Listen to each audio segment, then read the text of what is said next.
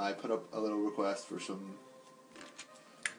art-based questions there the other day, and then I forgot to answer. So I'm going to spend a while today doing that. It'll probably take me about, I don't know, maybe an hour or so. It's better than just listening to me talking shite. It'll be a wee bit helpful. I want to start from the bottom up, because the questions at the top are a bit terrifying. So when I do this little character design, I will try to answer them as best as I can. Also, I know I'm starting, like, this is the last of 4 characters, but I needed to get all these done, so I had to kind of focus. This is still for Outsider Games' upcoming title, Wayland Heights. Obviously, this is the vampire boss guy, lead singer type dude. I'll show you just before we start. I've got a tiny lady ghost bassist, a rather giant werewolf lead guitarist, and then a little zombie drummer. So I still got to colour all these, but they're being broken up so they can be animated, which takes just as long as drawing anything. Alright, well, I'll get cracking on.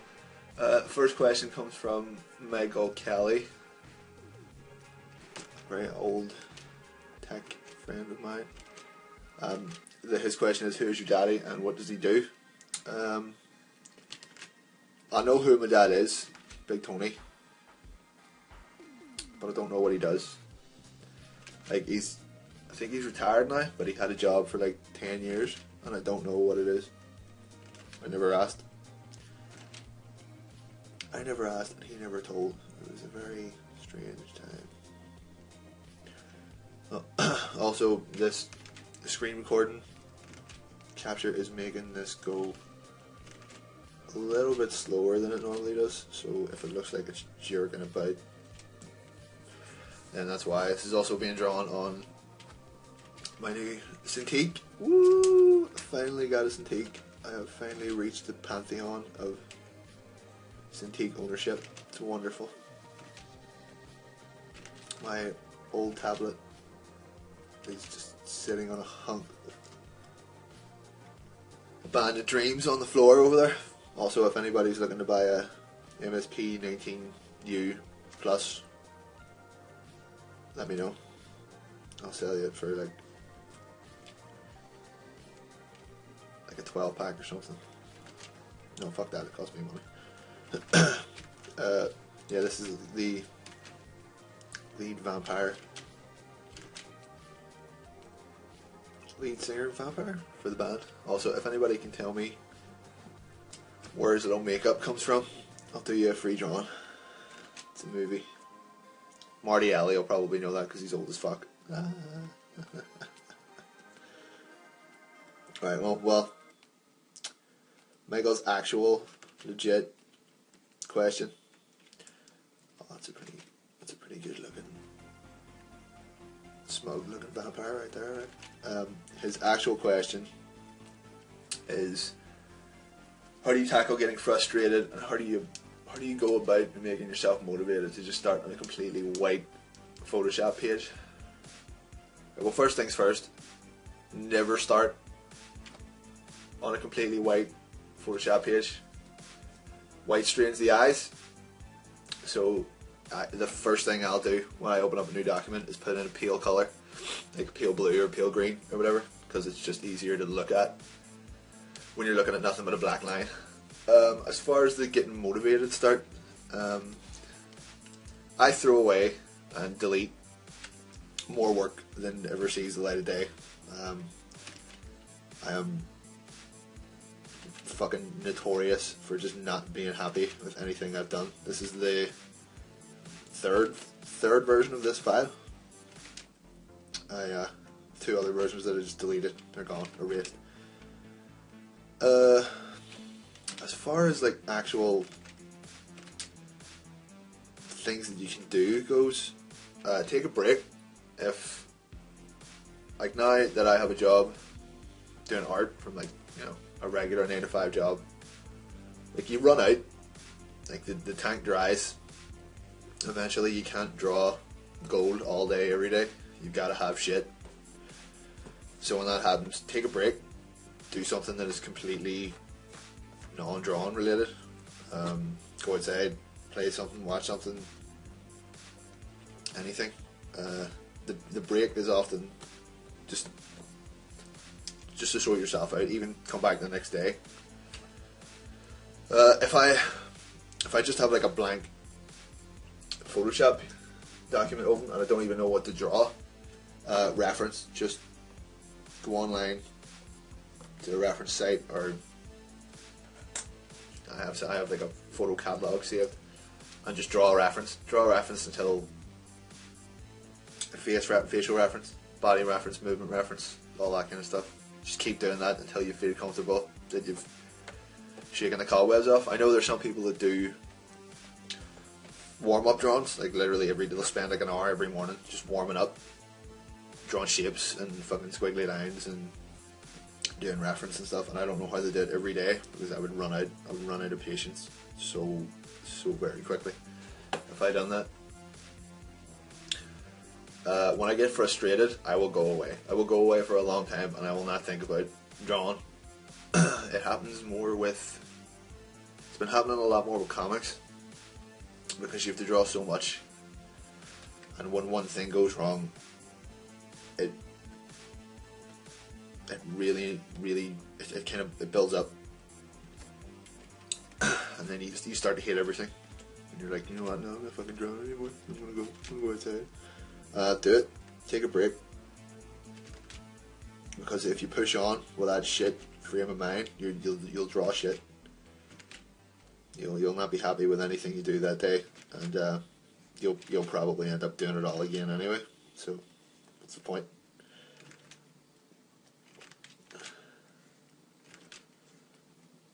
Or what you could do is draw something that you know you can draw well, just to perk the spirits up a bit. I'll probably draw Batman, because that's like 80% of my pastime anyway, is drawing the Batman. Whether it be on paper or digital. Digital is a bit more, well, I suppose you asked in Photoshop, digital is a bit more forgiving. Digital paintings are pretty drawn, I give up on them almost immediately. Like, I don't really have the patience for them anymore, which is a bit of a shame, because I would really like doing them, but there's a lot more effort that goes into making them. But yeah, don't be annoyed that you can't get it the first time, every time. Like, you will have bad days. Everybody has bad days. Like, it's nothing out of the blue. He has absolutely giant fucking hair.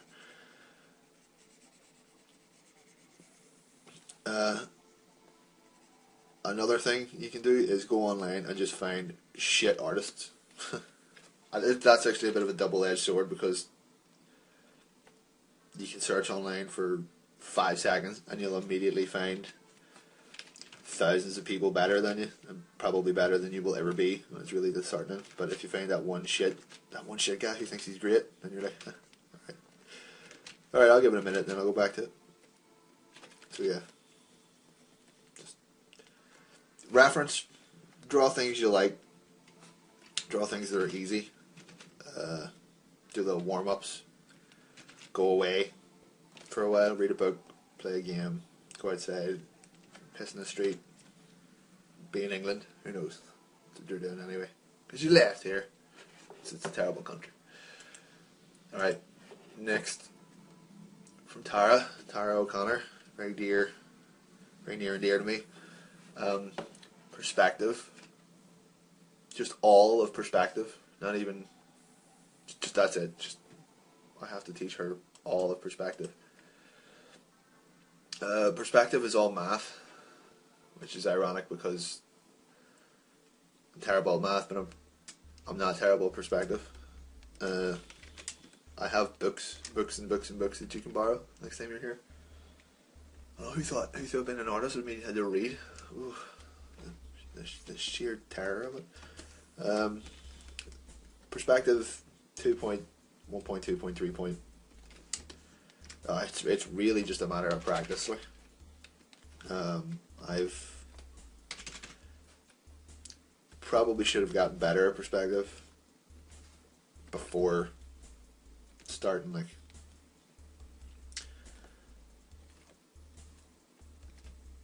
drawing comics. I know some people take this shit very seriously. Like they'll rule everything out and they'll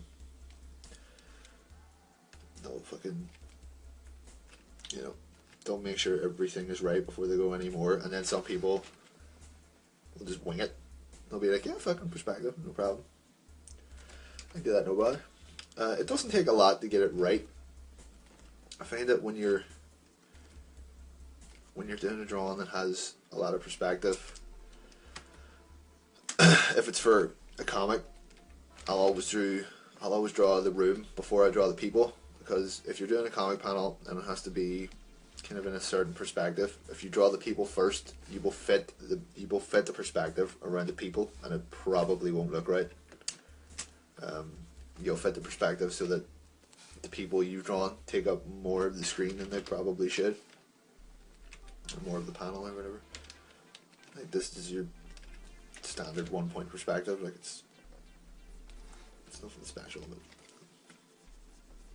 this kind of stuff. It literally just comes from practice. Like, there's no other way around it. There are not people who are naturally gifted at being able to do perspective. It's just people who have fucking tried harder than everybody else. I have like a whole load of books. They're just about perspective in comics, and they'll make it seem really bloody easy, but it's not. I mean, like, even this wee standard thing.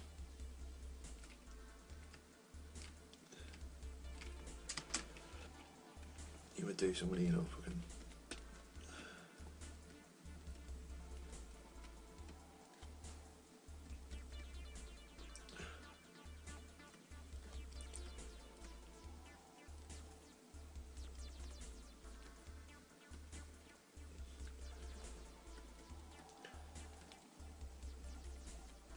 Kind of old Captain America kind of dude.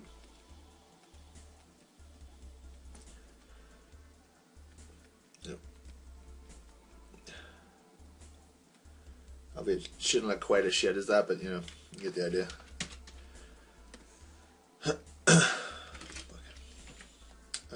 The next time you're over, I'll go through all that I know. Tips and tricks. I can't really think of anything. That, like, there are tons of tutorials and stuff out there, like legit really good tutorials. They're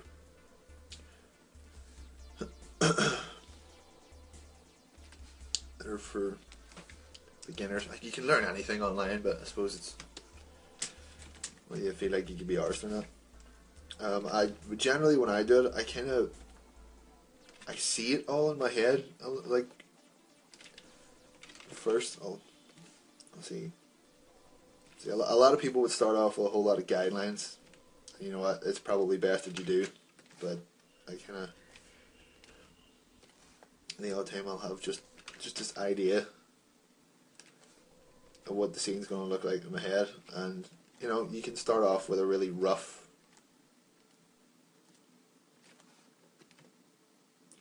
version of the room, or you know, whatever. Perspective is pretty much all about parallel lines. Like, once you get one line right, the rest of it just kind of follows.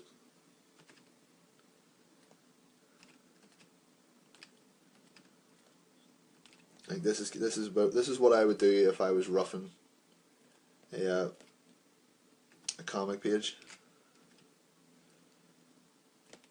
I probably wouldn't start with this, actually. I'd probably start with a rougher sketch, but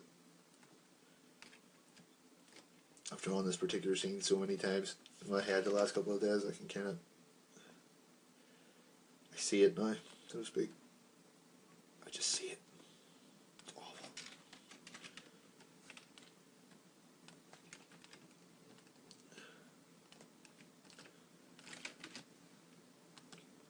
But yeah, most perspective can be just fudged with a few lines. Not everything has to be like a mad mathematical bloody equation. And I used to think that's how it went. But it's like anything, you just with practice, you just all you're trying to do is create depth. Like you're not. It doesn't have to be absolutely bloody magnificent every time. Just pick some.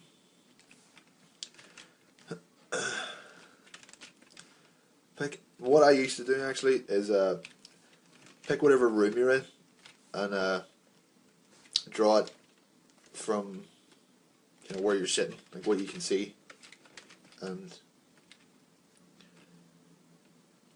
you'd be surprised at first glance how much you get wrong.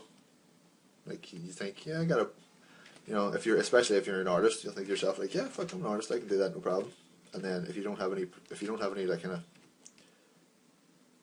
not training, but if you haven't thought in terms of perspective before, you'd be surprised how much you get wrong. Like you'll make the door too big, or it's usually either the door is too big or the ceiling is too high, and you end up with like a huge gap. You just think of it as just join together stuff you can see, so that it makes sense in a 3D space. It doesn't even have to look exactly the same. Like you could be surprised how wrong some people can get drawing up a fucking box and make it look weird.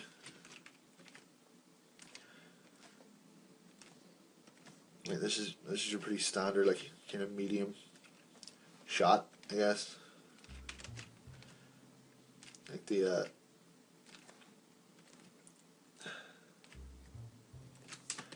I think for this the horizon line would be somewhere about here. So you have your no, maybe not. I'll be much further back. So you have your 1, 2, 3. So like all of this scene is coming from this point. And when you figure out how to put this point down without having to do these fucking lines every time, then you are a perspective genius.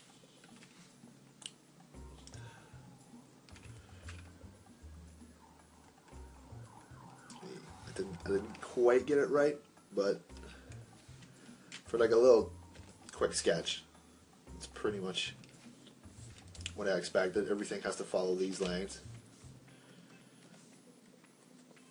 That's just your standard 1 point perspective. See, I used this exact frame near enough a few times in a new comic I'm doing, so I kind of cheated a wee bit.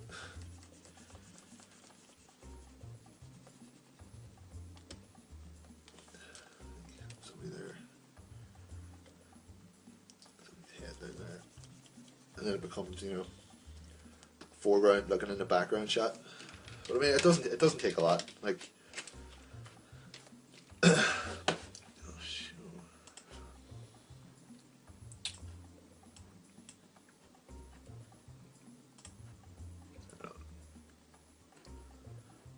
not that long ago, I was doing.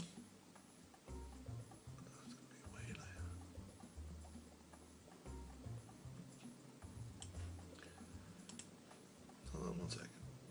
1 second. There we go. A few weeks ago, I had to do this for the Sherlock Holmes comic that's coming out in Dublin Comic Con tomorrow, and like that wee sketch I did, this drawing is all just, it's a 1 point perspective. It's exactly the same thing. I just showed every line goes through. Let's see if I can draw it in.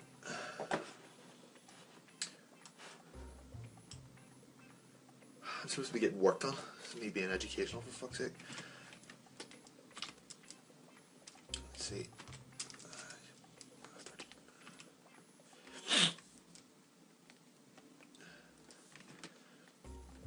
Every line on this page follows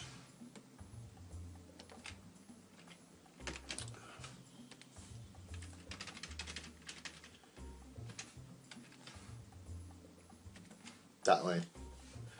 It's where this white meets the black. This is all, it would start way over here.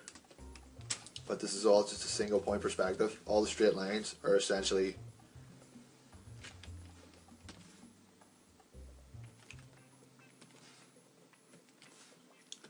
they may as well be actual perspective lines, as you can see. Like, you might think that they all go the same direction looking at them at first glance, but as you can see, you know, they follow a line. They follow a line. And then it continues on down here. So your point of origin is essentially a circle, and then lines just come out of that circle, and then you fit your drawing to those lines, but just have the circle in your head,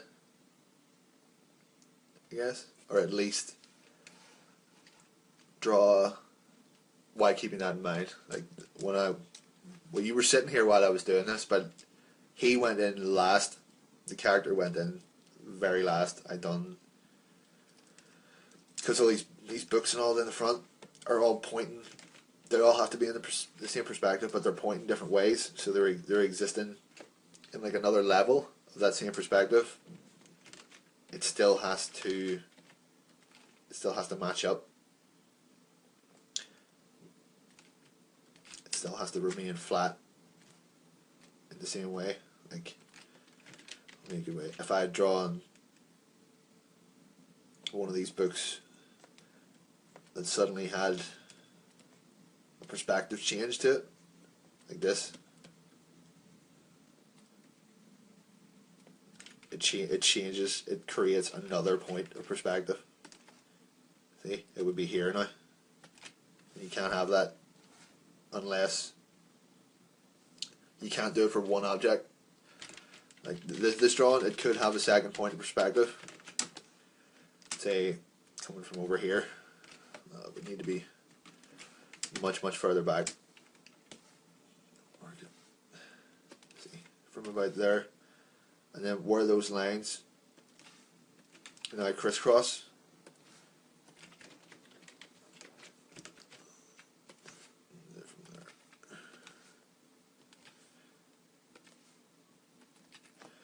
That's where you would make your 3D, like this point here. This would be the spine of something.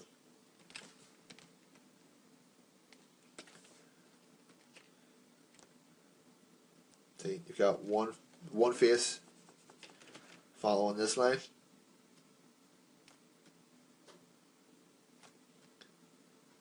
See, this would be like east, and then your west side, would be following these lines. And when you start to think about perspective in such simple terms like that, like, there you go, that's a 3D box in that perspective with just a few lines. Like, it now doesn't make sense in this drawing, but say if we take that out,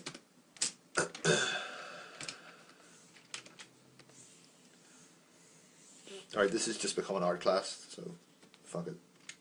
It's your fault I'm not getting my actual job done. See this now, if we wanted to,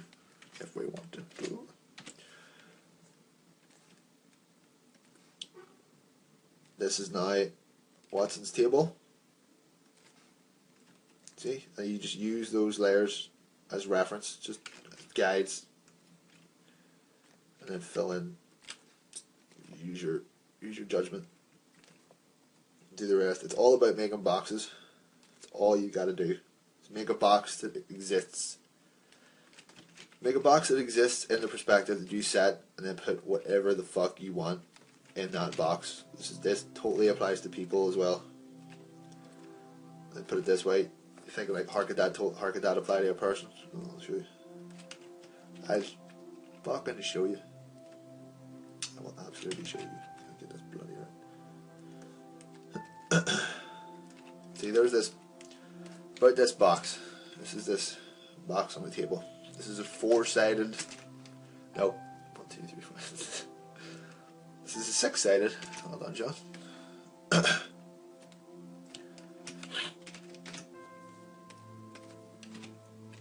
This is a 6-sided motherfucking box. Just on a plane. This is the table. At the top of this table, we will now call it plane because it exists in 3-dimensional space. And you've got this box sitting on top of it, being all boxy and whatnot. Getting all niggered onto the fucking joint.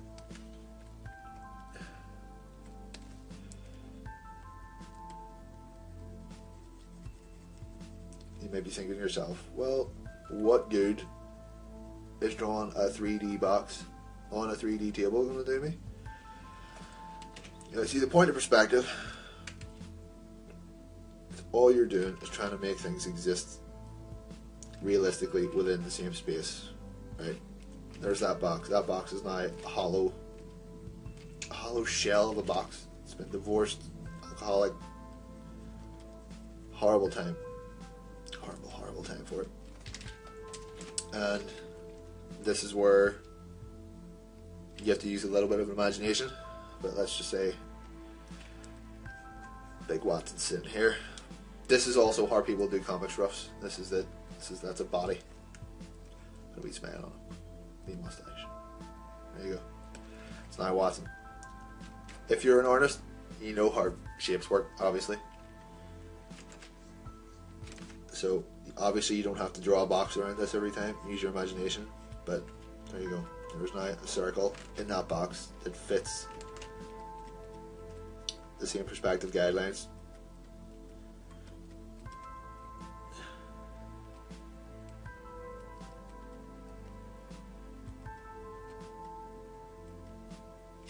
And you just take away the guidelines. And now there is a totally awesomely perspective severed fucking head sitting on that dude's table. I mean, obviously, you know, with a bit of practice, you'll be doing this in your head. Like, you can't be drawing boxes around everything. That's just mad. But I mean, people do this at the rough stages, just so that they make sure that everything exists realistically within a scene.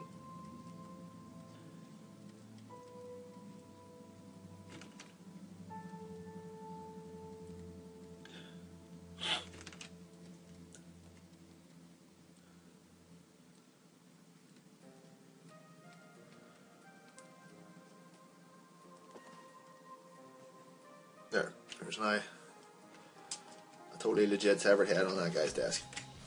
And then, see, but it doesn't fit.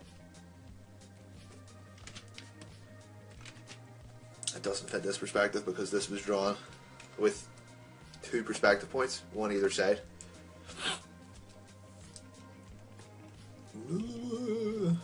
So, hopefully that's... I'll talk to you more about it when you get back. Teach you a guitar. Alright, what is the next question? The next question is teach me how to draw. Teach yourself. Fuck's sake, Justine. Teach yourself. You already know how to draw. It's ridiculous. Teach me how to draw better. Tips for drawing better. Let's see. Find what you like to draw. I suppose there's no point. There's not a lot of point spending you know, months learn how to draw cars if you don't care about drawing cars. Stick to what you want. Like technically my uni degree was in illustration, which is not the same as drawing comics or even game art, but I got comics into it as much as I possibly could, even at the behest of my illustrious tutors who totally loved comics in every way possible.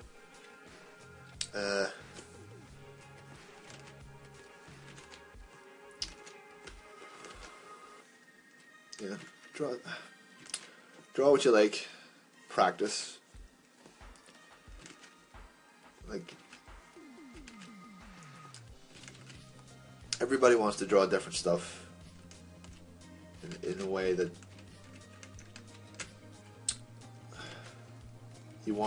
everybody wants to have a style.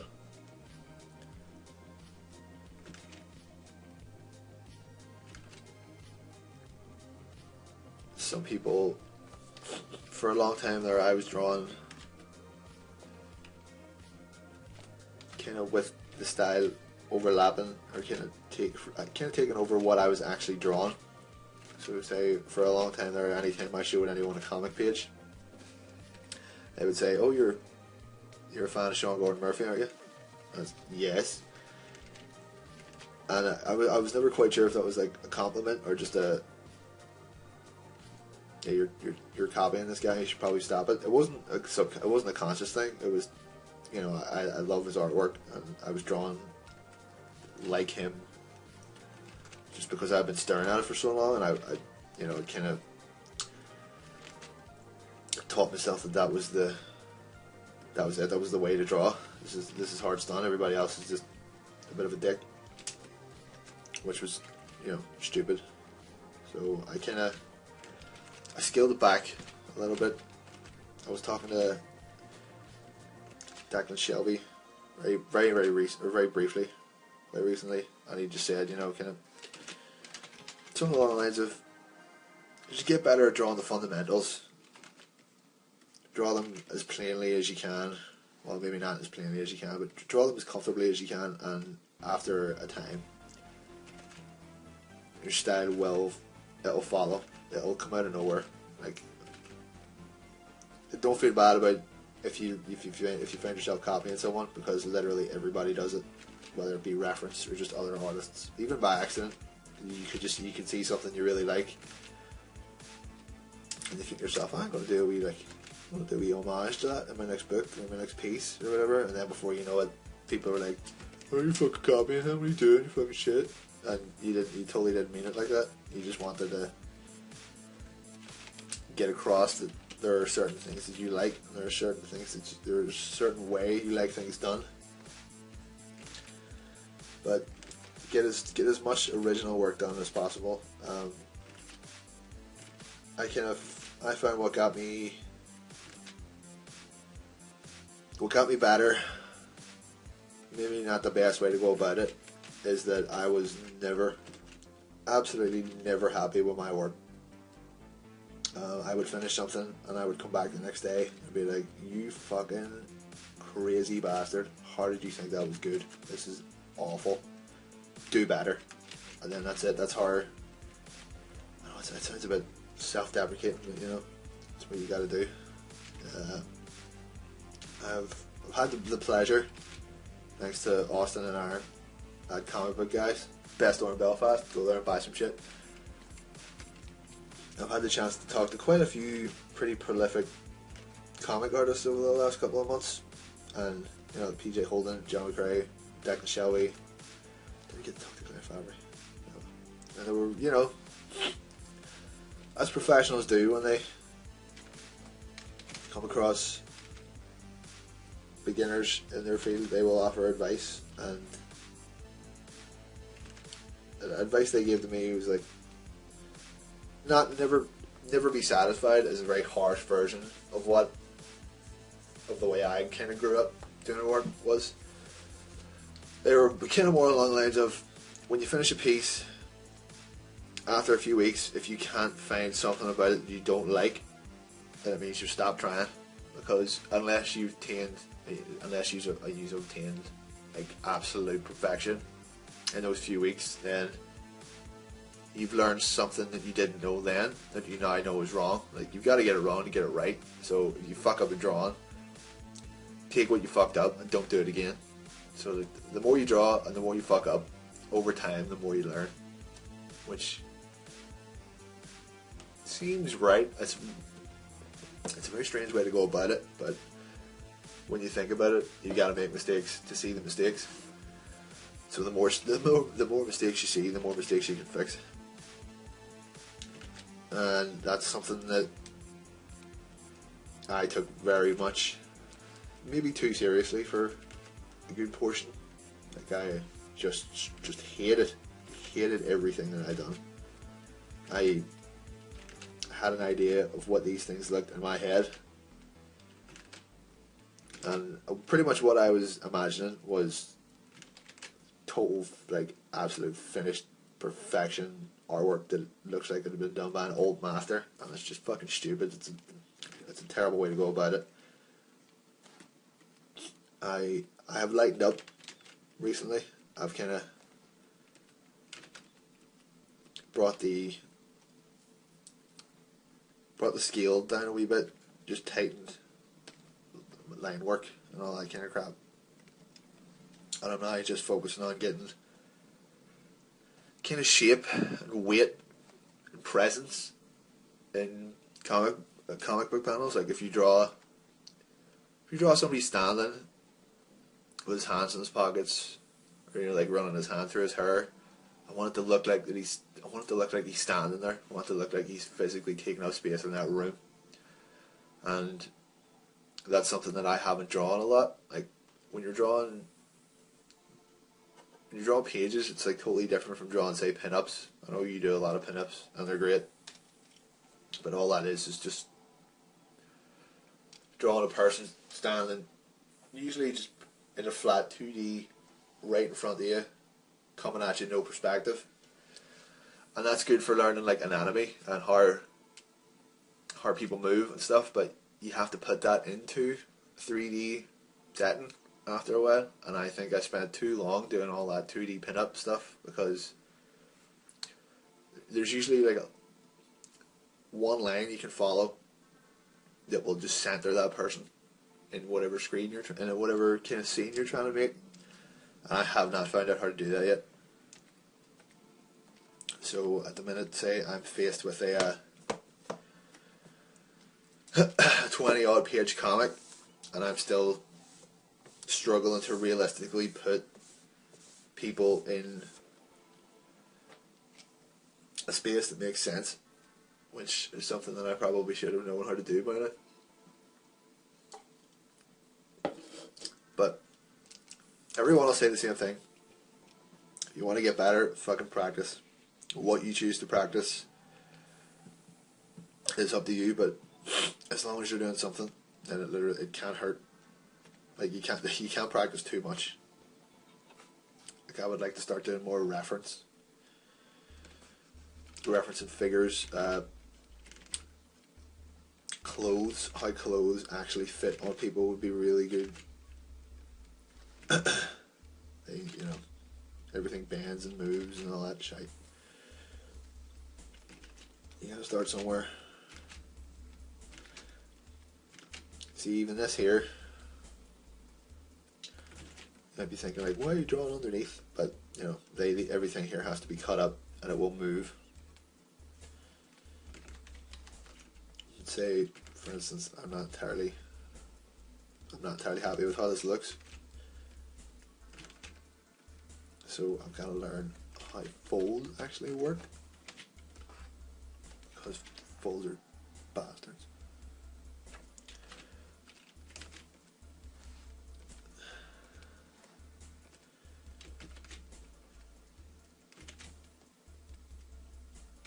That's the thing. Pretty much as soon as you're comfortable with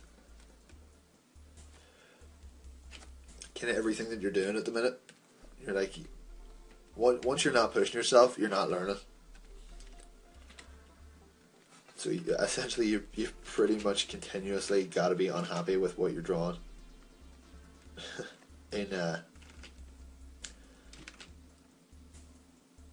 in a kind of like a, you know, I could do better sense, not just be like, oh no, everything I do is absolute garbage. Just be, you know, like if I was to do this again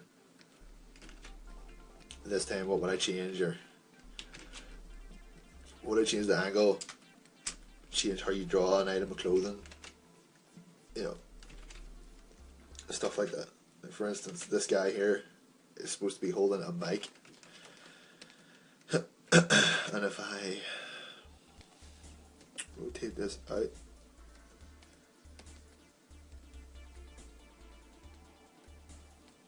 like the top of this arm is too small. His clothes bunch up here, and this top part is way too short. Sometimes it's just hard to see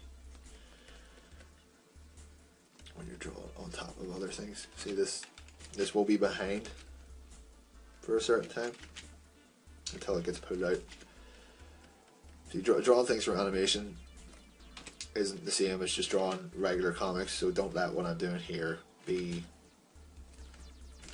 don't hold this against me. Don't be like, yeah, I saw you drawing the whole guy's arm the other day. It's just because I need the whole guy's arm, because it's eventually going to come out from underneath him. Draw for animation is a totally different, it's just totally different. Like I could flip this arm for his right arm and it would look fine, but I need his right arm to do something else, so I'm going to have to draw it separately. I have to draw maybe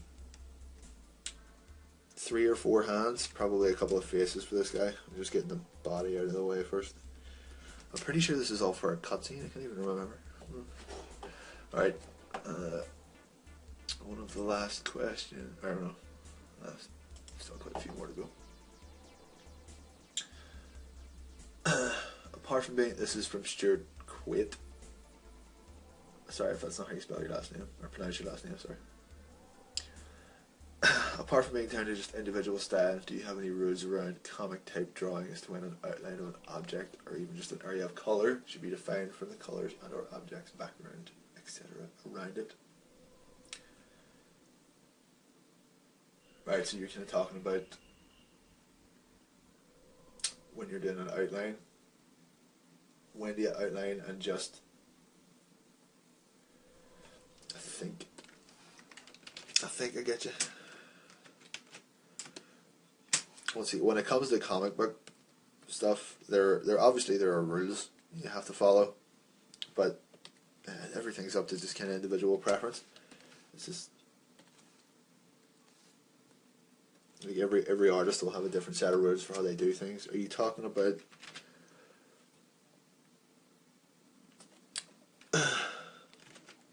say here is the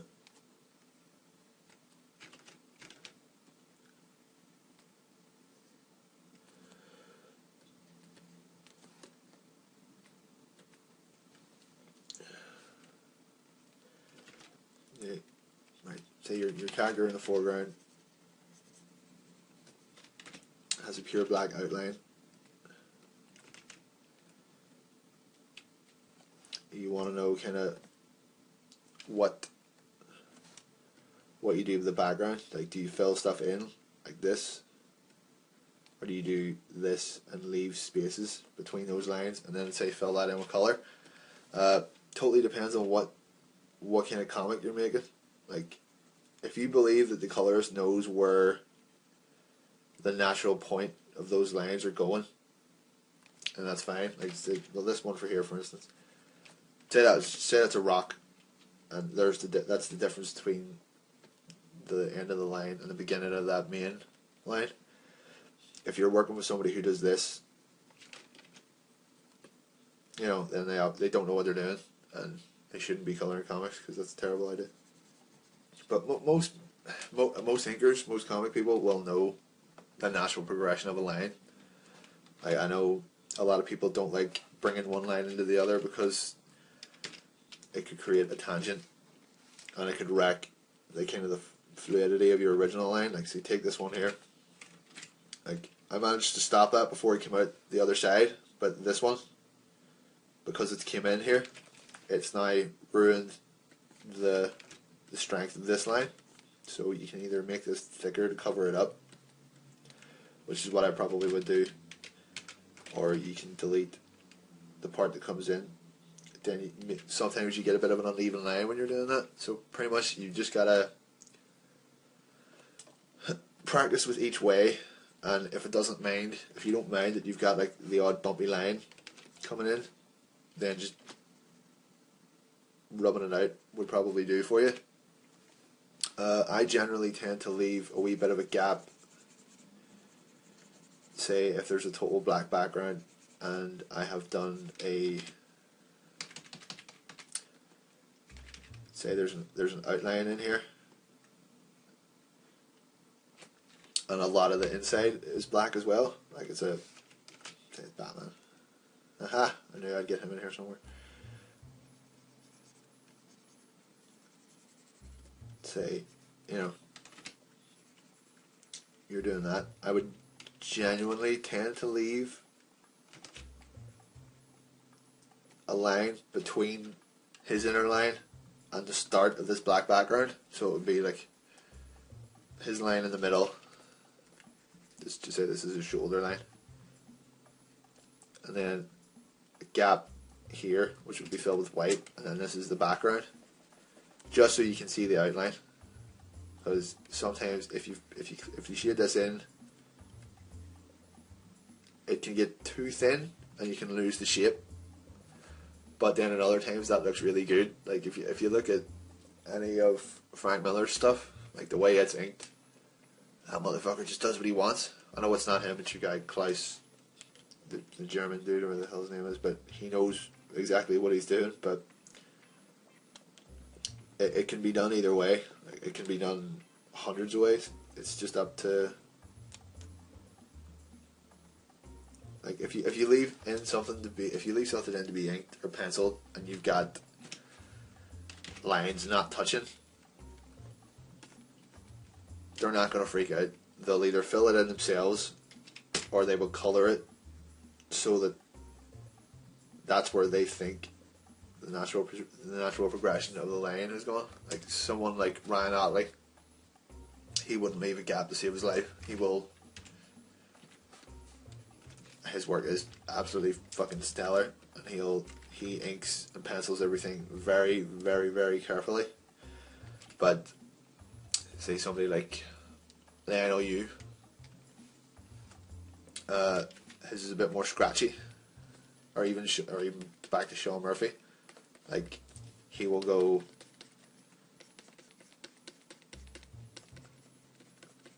like when it comes to his shading, he will go all over the place. Not all over the place, but his shading it can be very, very, very loose.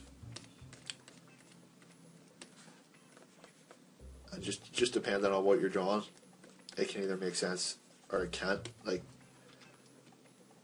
one thing you would have to do is keep the same style. Like, you can't go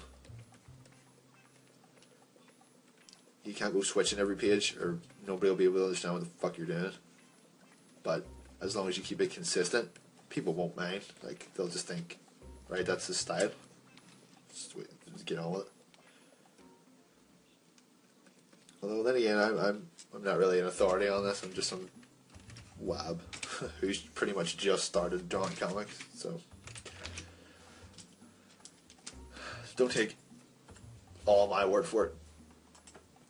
Also, this is like 50 minutes long and I've done absolutely no work, so thanks for just making me talk shit for an hour. I've drawn a fucking arm. Jesus. There. Right there. I drew that. If anybody asks, I just drew that.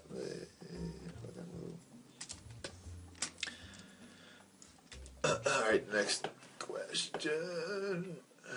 Marty Alley wants to know what those round fuckers are called.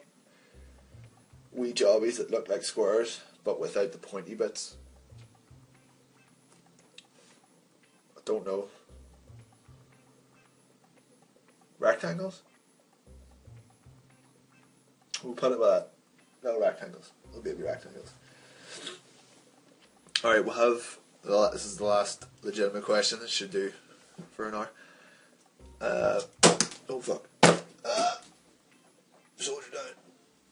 Alright, this one's from Kieran Little. This is not an art question, this is a gaming question, which totally applies because I'm sitting here drawing a game. Why do all modern indie games adapt that really childish and terrible paper cutout, cel-shaded art style instead of adapting the visuals of PS2, PS1 and SNES era games that have aged well? Not PS1 games, but JRPGs. Indie games, the word indie has really lost a whole lot of its meaning now because of like Kickstarter and Patreon and stuff. Indie companies are now making pretty big games. Like, I wouldn't even call them indie games anymore. Like, they're just short of studio games. Like, Double Fine is an indie company. That doesn't make any sense. Like, their games cost No, never mind. As far as art style, by that terrible paper cutout, cel shaded stuff, do you mean like games like Don't Starve? What else? Valiant Hearts, I think. It's funny you should mention the terrible paper cutout style. That's what we're doing. Like, ours is meant to look like a comic, but that's the reason ours is going to look like that, which I assume is the same reason that most other people's games look like that, is manpower, money, time, skill, and availability. I'd say, like, if I could do this fully 3D, I probably would, but 3D artists are a lot harder to come by than 2D artists. You can get the work done about 3 times as fast, and you can do more of it. So you could have, like, those PS1, 2 games, even back then, had hundreds of people working for them. Most indie game studios have about 4, between 4 to 10 people. If one of them isn't a 3D artist, then your game can't be in 3D. That's it. You can't, when it comes to indie games, you can't outsource all of your art, because then you've just got a full AAA title, near enough. The reason games are doing that these days is because public tools have gotten to a point where literally anybody who can draw now can make a game. Like, if you can draw 2D, you can make a game, because game making tools have gotten that simple. And that's why there's a lot of cel-shaded, paper cutout stuff. It's because they can draw in 2D alright, but they probably don't know how to animate very well. And they're probably very new at actually making a full game, which is exactly where this guy is. I don't have a problem with how those things look. Like our RPGs are different because RPGs are usually very low poly 3D characters on a 2D background. That's what you're talking about, 2D JRPGs. Like Final Fantasy VII, that would have had, the backgrounds were 3D, but they were still, so you still would have needed a 3D artist to do those backgrounds, and then 3D artists and animators, which are usually not the same person, to do all the main characters. And indie game studios just do not have the time, do not have the money, and any 3D artists that do exist are usually pretty quickly snapped up by actual big game companies, because that's where the money is. Like, I would say a 3D artist gets paid 3-4 times what I do, because they're much more in demand. Like, the only thing that big AAA games use 2D artists for is concept art, and that stuff is taken out of the project in the first wave. Like, your work will be gone. That's it. Like, you'll do concept art. A 3D artist will come in, draw over your concept art, or make a 3D level based on your concept art, and then your contribution to that game is done. With indie games, you need to use everybody you've got for as long as you possibly can. So I'm doing background art. I'm doing character concept design, creature concept design, background concept design, animation concept. I'm doing actual background art, actual character design, character rigging, character colouring, animation, and now post effects, cutscene work, trailer work. That's probably about it. But if I was a 3D artist, I wouldn't be able to help with any of that shit, because 3D artists don't need to know how to draw. All they need to know how to do is make a 3D object or animate somebody else's 3D object. So if I could hire 2 3D artists, I would make a 3D game. I would design things that they could put into 3D objects or learn myself and then do it that way. But it's a question of who's available at the time. Like, who does? The company that done Bastion and Transistor, when they done Bastion, they were a team of 4, and like our studio, they had, I think it was 1 artist, and she done everything, and that game was beautiful. Like, it looked really nice, and I had absolutely no problem with it being in like an isometric 3D, which a lot of games are now today, because, well, once again, it's easier for small teams to do. Like the Banner Saga, it is all 2D artwork, rotoscoped animation. There's no 3D in it whatsoever, but it's made to look 3D because it's done in that top-down isometric view. A lot of indie RPGs are made in a program. They're usually all made in the same program, which comes preloaded with really terrible looking sprites. I'm trying to think.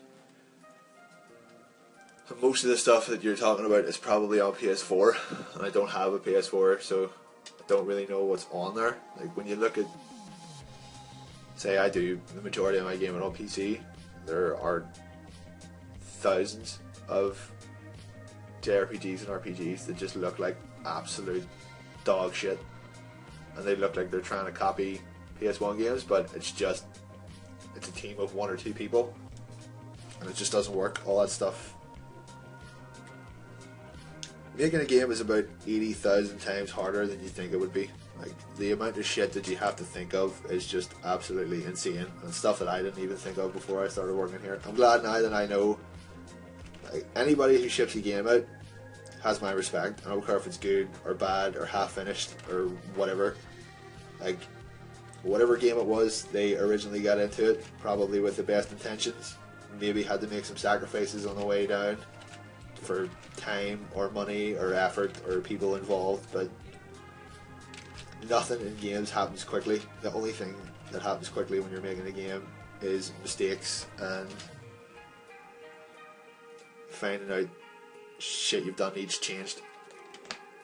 Like, doing games well, it takes hard work.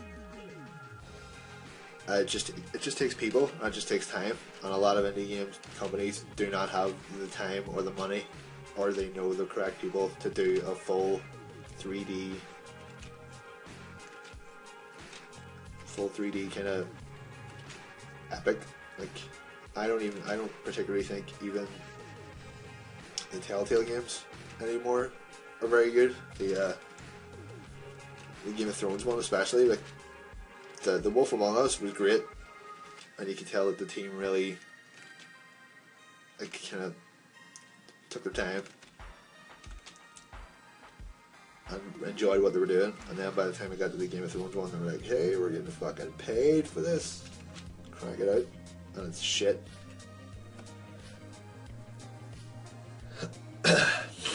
So, even though all those early PS2, PS1 games or whatever may look bad now, they still had dozens, tens of dozens of 3D artists that a lot of indie game studios either can't find or just can't afford. So they make the best of what they've got. Like, if I had done any 3D work in my time, then there would probably be 3D games. There would probably be 3D in this, but I haven't. So there's not.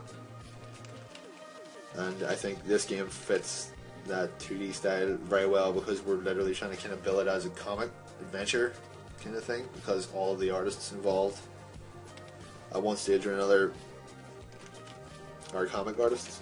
Like cell shaded, I haven't seen a cell shaded game in a long time. The last cell shaded game I saw was the HD version of Wind Waker for the Wii U. So cell shaded is kind of gone. What's about at the minute? What's about at the minute? The graphics for a while there got a bit.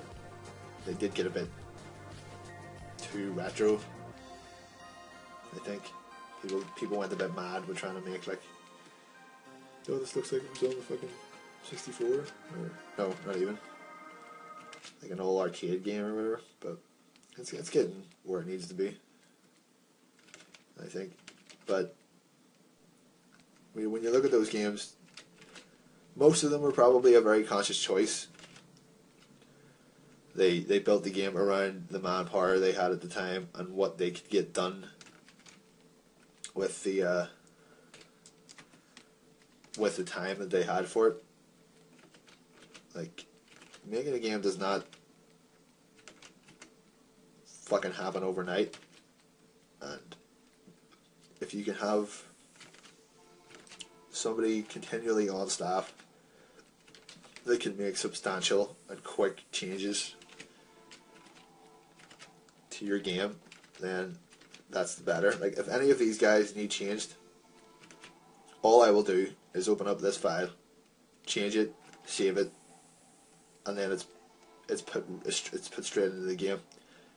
If that was 3D, that step would probably take like about 2 days, depending on how complex your engine was, or you know what kind of game you're going for. And when you're a really tiny company just trying to get a product out, the idea of 3D is probably the last thing that they want to hear, because every change in 3D is about 10 changes. It's, you know, changing the design, changing your engine, changing how your game interacts with certain elements. Everything has to be in 3D. Explosions, effects, cutscenes. Whereas a smaller studio just doesn't have the time. Like, if you got a studio full of 3D artists, then that would be pretty cool. But a lot of those 3D assets you see in games are free, or they've been bought, or they've been outsourced. It's just, at least with a 2D cell shaded game or whatever, or just a game that has that 2D artwork, at least it's all individual. Like, it's all original. It was made for that game by the people that are making that game. And like, I love 3D, obviously, but I respect 2D games more, because you're seeing that person's contribution to the screen as it is shown in the final game, and that's terrifying. Like, Stephen was just showing this game off at Gamescom, the event in Germany, and that's it. Like, when someone describes a game's art style, when it's a 3D game, they could be talking about, you know, color, tone, you know, cutscenes, fucking HUD design. It doesn't necessarily mean just straight up how people look, like aesthetics wise. 3D games are seen a wee bit differently, but when you have a 2D game and somebody mentions the art style, it is literally what that person has drawn on the screen. Like Transistor and Bastion, that I think it's Supergiant Games. Like, those games look fantastic. They're kind of digitally painted, very smoothly animated pieces, and that game won like awards and shit. Like, they got to make Transistor, just based off how well Bastion done, and one of the reasons it's done so well is because, you know, well, obviously like hard to control, but it was a very pretty looking game. Like it was one of the like the prettiest Xbox Live games you could get. Kind of the same with Braid, I guess. And I never played that, but it looked pretty great. Jonathan Blow made that. All those games were made by incredibly small teams with incredibly small numbers of artists, and when you're when you're kind of trying to work out every day how you're going to keep the lights on, if you can have someone who does 8 things rather than someone who can do 1, then you're going to take the person who can do 8 things and go over that. Like the majority of those times, it's not a we fucking hate 3D and we're going to make a 2D game just like everybody else at the minute. It's usually we can't afford a 3D artist, so we're going to make a 2D and get it out as quick as possible, because 3D takes a hell of a lot longer than 2D does. So stop talking shit about 2D games, motherfucker.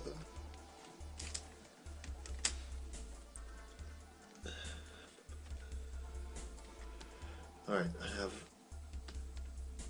most of him drawn, which took me an hour, which is ridiculous. That's all the questions. Oh, I have one more from Ben Laggett. Hard as one art.